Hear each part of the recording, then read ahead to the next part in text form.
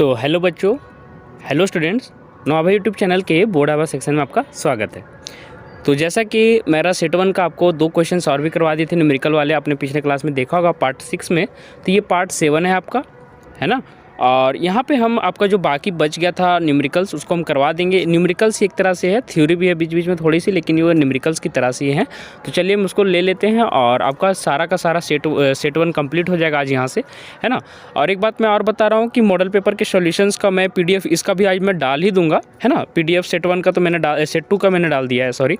तो सेट 1 का भी आज मैं डाल ही दूंगा, या मोस्ट प्रोबेबली कल तक तो डाल ही दूंगा, है ना। थोड़ा सा इधर लाइट कट का भी इशू चल रहा है थोड़ा सा हमारे घर तरफ, तो थोड़ा सा आपको इसमें थोड़ा सा हमको क्या कीजिएगा, थोड़ा सा समय दीजिए, है ना।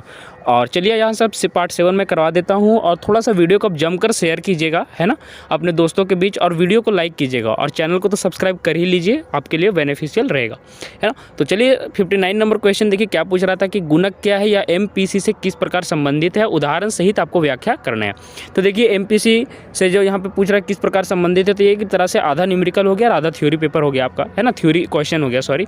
तो what is multiplier, how is it related with MPC, explain with example, है ना। तो चलिए इसका सॉल्यूशन हम ले चलते हैं और आपको बहुत ही अच्छे तरीके से सॉल्यूशन कराऊंगा। आपको सॉल्यूशन पसंद आता है तो थोड़ा सा जरूर से वीडियो को लाइक किया कीजिए, है ना। और इस वीडियो में तो कम से कम अच्छे लाइक पहुंचा दीजिए, ताकि हमें भी थोड़ा सा मनोबल मिलेगा और आपके लिए और आगे काम करूँगा, है ना।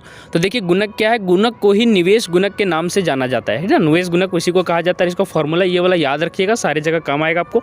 K = del y by del I। और क्या है ये, है ना। देखिए यहाँ से समझ में आएगा del y और del I है क्या, निवेश में परिवर्तन के कारण, है ना, आय में होने वाले परिवर्तन के अनुपात को ही गुणक कहा जाता है। ठीक है, समझ में आ गया होगा आपको कि निवेश में परिवर्तन के कारण जो आय में परिवर्तन हो जाता है वही आपका क्या हो जाता है, गुणक कहते हैं। यही यहाँ पे लिखा हुआ del y और del I। एक आपका निवेश है और एक आपका क्या है, एक आपका आय है। तो दोनों में एक चेंज हुआ तो दूसरा भी चेंज हुआ, देख रहे हैं, एक दूसरे के रेस्पेक्ट में रिलेशन बना रहे हैं, अनुपात का रिलेशन है ना। तो निवेश गुणक एवं सीमांत उपभोग प्रवृत्ति में संबंध कैसा है, तो देखिए यहाँ पे मैंने दिखा दिया है। MPC व K के बीच आपका क्या मतलब रिलेशन है। K मतलब तो आपको पता होगा कि निवेश गुणक, मतलब गुणक जिसको बोल सकते हैं इंग्लिश में मल्टीप्लायर। और MPC आपका इसके साथ क्या रिलेशन है देख लीजिए, यहाँ पे क्या इसका रिलेशन अच्छे से देख लीजिए। तो K = क्या होता है, ये फॉर्मूला आपको याद होगा, del y by del I। अभी मैंने आपको ऊपर दिखाया, इसको हम समीकरण नंबर 1 मान लेंगे, है ना। और y का फॉर्मूला आपको पता होगा कि क्या होता है, C + I। ठीक है, ये आपको पता है ना। तो देखिए यहाँ पे del y क्या हो जाएगा, जब y ये है तो del y मतलब y में चेंज को del y बोलते हैं। तो y में चेंज मतलब del y को हम क्या लिख सकते हैं, दोनों तरफ del del लग जाएगा, del C + del I। समझ में आ रहा होगा आपको, है ना। और उसके बाद देखिए क्या करना है कि del I को, जो del I आपको दिख रहा है उसको इस समीकरण का ले आना है। तो क्या हो जाएगा कि del y minus del C हो जाएगा, जिसको कि हम समीकरण 3 यहाँ से मान लेंगे। और उसके बाद देखिए हम इससे हमको मिले फ़ायदा क्या होगा, ये देखिए, है ना। तो देखिए जो del y by del I जो यहाँ दिख रहा है, del y by del I समीकरण 1 में, वहाँ पर del I में इसका वैल्यू पुट कर देंगे, देख रहे हैं इसका वैल्यू हम यहाँ पे I के जगह में पुट कर देंगे नीचे। तो क्या हो जाएगा, देखिए del y by del C, ये वाला कहाँ से आया, समीकरण 3 से। यहाँ ब्रैकेट में आप लिख लीजिएगा तो अच्छा रहेगा, समीकरण 3 से लिख लीजिएगा, है ना। उसके बाद समीकरण के दाएं तरफ भाग को, जो ये दायां भाग आपको दिख रहा है, ऊपर नीचे दोनों तरफ, अंश और हर दोनों में, डिनोमिनेटर में और न्यूमरेटर में, दोनों में हम दोनों में del y से आपको क्या करेंगे, डिवाइड कर देंगे, भाग दे देंगे।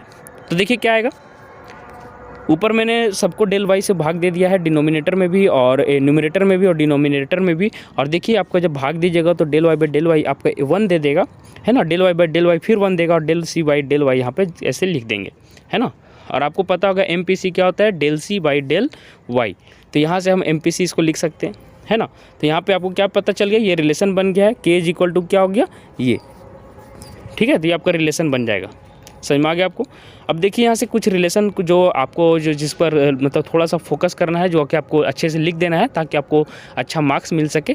तो यदि MPC का वैल्यू 0 हो, आपको पता है, तो MPC जब 0 होगा तो K का वैल्यू क्या होगा, यहाँ पे पुट कर दीजिए ऊपर MPC के जगह में 0, ऊपर वाले फार्मूला में MPC की जगह में 0 पुट कर दिए तो एक आंसर आएगा। जब MPC 0 है तो क्या आएगा, K 1 आएगा, है ना। और जब MPC 1 होता है, जब MPC 1 होगा तो पुट की जगह ऊपर का फॉर्मूला में तो वो इन्फिनिटी हो जाएगा, क्योंकि 1/0 आपको क्या होता है, टेंडिंग टू इन्फिनिटी आपका इसका आंसर मतलब होता है ना। तो ये टेंडिंग टू इन्फिनिटी मतलब इन्फिनिटी आपका आ जाएगा।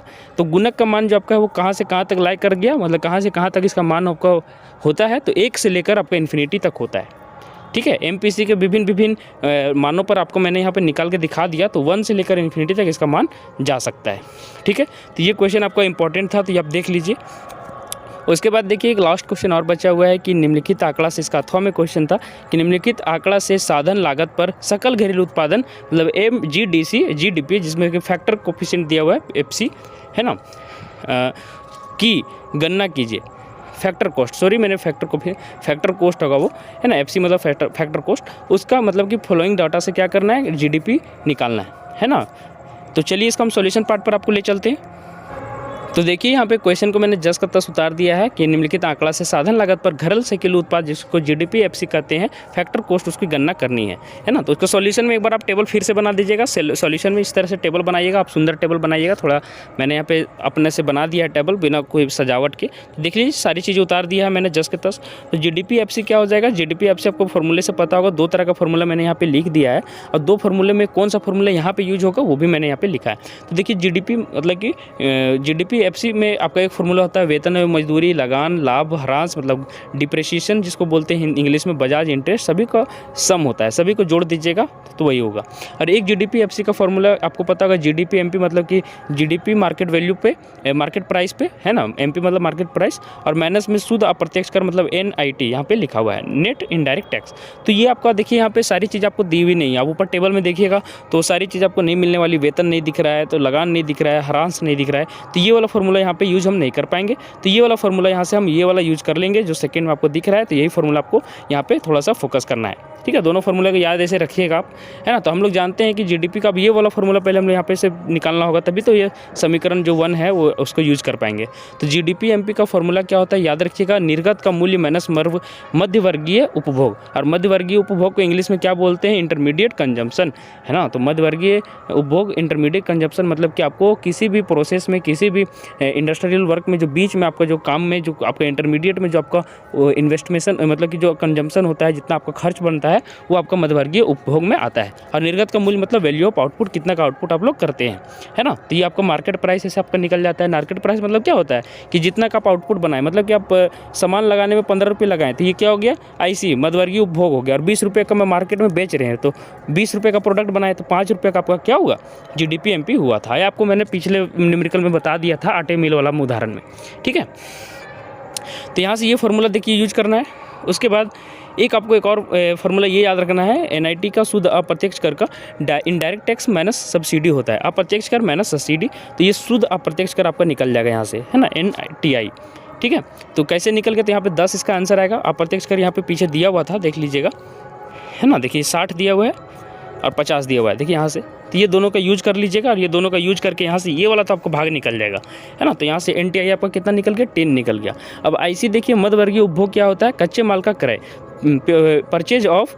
परचेजिंग ऑफ रॉ मटेरियल बोल सकते हैं। तो ये भी आपको दिया हुआ है मध्यवर्गीय उपभोग IC, है ना। तो देखिए यहाँ से पिछले वाला चित्र से आपको देख लेना है, 400 यहाँ पे देखिए कच्चे माल का उपभोग क्रय, सॉरी। तो यहाँ से इसको भी लिख लेना। और निर्गत का मूल्य मतलब वैल्यू ऑफ आउटपुट कितना का निकला, ये यहाँ से देख सकते हैं, विक्रय 700 का हुआ है, और स्टॉक में जो परिवर्तन हुआ है उसको भी सम कर देना है, जोड़ देना है। तो वो कितना का हुआ था, -30 का। यहाँ से देख लीजिए विक्रय और ये दोनों सभी आउटपुट में चल जाएंगे, है ना। ये वाला और ये वाला भाग में कर रहा हूँ, सेल और ये स्टॉक में परिवर्तन, ये दोनों आपका विक्रय में जाएगा, निर्गत में जाएगा, वैल्यू ऑफ आउटपुट में। तो आपका नेट कितना का मतलब कि निर्गत हुआ है 670।